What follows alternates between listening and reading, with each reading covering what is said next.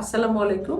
আমি প্রফেসর ইশরাত জাহান, অধ্যাপক এবং বিভাগীয় প্রধান, গাইনি এবং অবস্টেট্রিক বিভাগ, খুলনা মেডিকেল কলেজ, খুলনা।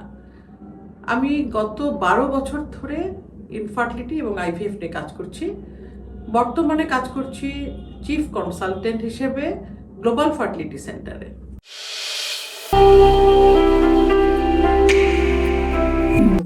আমাদের কাছে অনেক পেশেন্ট আসেন, অনেকে বলেন যে ম্যাডাম ইন্ডিয়া থেকে চিকিৎসা করে এসেছিলাম, ইন্ডিয়াতে গিয়ে আমরা আইভিএফ করে এসেছি কিন্তু পজিটিভ হয়নি, এখন কি করব?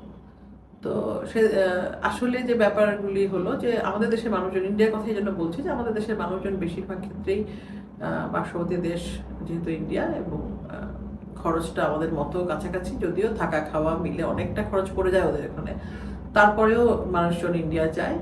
তো ইন্ডিয়া ছাড়াও যে সব দেশেই আসলে আইভিএফ হয়, সিঙ্গাপুর, ব্যাংকক, মালয়েশিয়া, আমাদের ইসলামিক কান্ট্রিগুলো সব জায়গাতেই হয়, সৌদি আরব, দুবাই। তো অনেকে সৌদি আরবে থাকেন, ওনারাও আইভিএফ করেছেন, পজিটিভ হয়নি, সেই সব ক্ষেত্রে আমাদের কাছে কোয়েশ্চেন আসে। তো আসলে যেটি হয় যে যখন আনএক্সপ্লেন ইনফার্টিলিটি হয় এবং সেই সব ক্ষেত্রে আইভিএফ হয়, অর্থাৎ তার টিউব ঠিক আছে, তার ডিম এগ ঠিক আছে, হয়তো অল্প কিছু সমস্যা ছিল, হয়তো থাইরয়েডের কোনো প্রবলেম ছিল, অথবা হাজবেন্ডের অলিগোস্পার্মিয়া, নট অ্যাজোস্পার্মিয়া, অলিগোস্পার্মিয়া, ডিম এগ স্পার্ম কম আছে, অথবা হয়তো তার এমনি কোয়ালিটি ভালো, স্পার্মের কোয়ালিটি ভালো, স্পার্মটা একটু কম আছে, অনেক সময় মর্টালিটি একটু খারাপ থাকলেও এরকম হয়।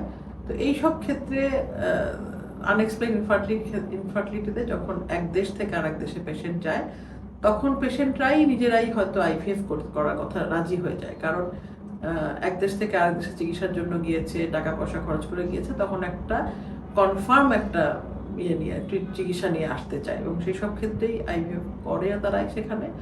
এবং আইভিএফ করলেই যে ফলাফল পজিটিভ হবে তা তো আমরা অবশ্যই বলছি যে আইভিএফ করলেই সেটা 100% পজিটিভ হবে তা কিন্তু না। সৃষ্টিকর্তা যতক্ষণ না দিবেন আমাদেরকে, ততক্ষণ কিন্তু আমরা কিন্তু কোনো মানুষ তৈরি করতে পারি না, আমরা কোনো জীবন তৈরি করতে পারি না। এইটি একটি চিকিৎসা পদ্ধতি মাত্র, যেটি শরীরের ভিতরে হয়, যার শরীরের ভিতরে হচ্ছে না তাকে শরীরের বাইরে ইনভিট্রো ফার্টিলাইজেশন করা হয়, অর্থাৎ শরীরের বাইরে নিষিদ্ধকরণ করা হয়। তো সেই সব ক্ষেত্রে দেখা গেল যে হয়তো ওই সময় কোনো সমস্যা হয়েছিল, তখন পজিটিভ আসেনি, কিন্তু বাড়িতে এসে হয়তো কিছুদিন থাকলো, পরে আর কাজের ঝামেলার জন্য বা কোনো পারিবারিক কোনো সমস্যার জন্য বিদেশে যেতে পারেনি, হয়তো সেখানে হয়তো তাদের এমব্রায়ো ফ্রিজিংও আছে, ফ্রিজ করে রাখা আছে, যেতে পারেনি।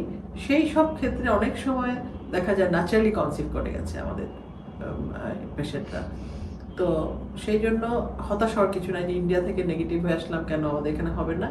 আর একটি একটি ভালো খবর, সুখবর একটা, যে আমাদের দেশে কিন্তু অনেক ফার্টিলিটি সেন্টার হয়েছে, এবং প্রত্যেকে কিন্তু প্রত্যেকের মতো করে চেষ্টা করছে। কারণ হচ্ছে যে আমাদের এই মেশিনগুলো যেগুলো আছে সব হচ্ছে ভালো মেশিন, বিদেশ থেকে আমদানি করা। মিডিয়া যেগুলো তৈরি করা হয়, মিডিয়া যেগুলো ইউজ করা হয়, যেসব কেমিক্যাল ইউজ করা হয় ইনকিউবেশনের সময় ইনকিউবেটরে, সেগুলো সবগুলাই খুব ভালো কোম্পানির, এবং সেগুলো বেশিরভাগই যেহেতু আমাদের দেশে এখনও তৈরি হয় না, সেগুলো সবই বিদেশ থেকে আনা। এমনকি ওভুলেশন ইন্ডাকশনের জন্য যে ইনজেকশন দেওয়া হয়, আমাদের দেশে 2-1টা কোম্পানি করছে ইনজেকশন, এখন অবশ্য 2-3টা কোম্পানি করছে, কিন্তু তারপরেও হয়তো ওই ইনজেকশনগুলোও কিন্তু আমাদের একটু ইন্টারন্যাশনাল কোম্পানি থেকে নিয়ে আসা হয়। অর্থাৎ এত বড় যখন আয়োজনটা যখন বেশি, এবং অনেকগুলো টাকার ব্যাপার, অনেক সময়ের ব্যাপার, অনেক মানসিকতার ব্যাপার, একটা মেন্টাল ট্রমার মধ্যে দিয়ে যায় পেশেন্টরা যখন তাদের বাচ্চা হয় না। তো এত কিছুর মিলিয়ে যখন অনেক জোগাড় যন্ত্রণা বেশি করা হয়, তখন আসলে আমরা ধরেই নিই যে ঠিক আছে, একটু দামি ইনজেকশন দেই, একটু ভালো বিদেশি মিডিয়া ইউজ করি, যাতে করে পজিটিভ হয়, যাতে করে আমরা সফলতার মুখ দেখতে পারি।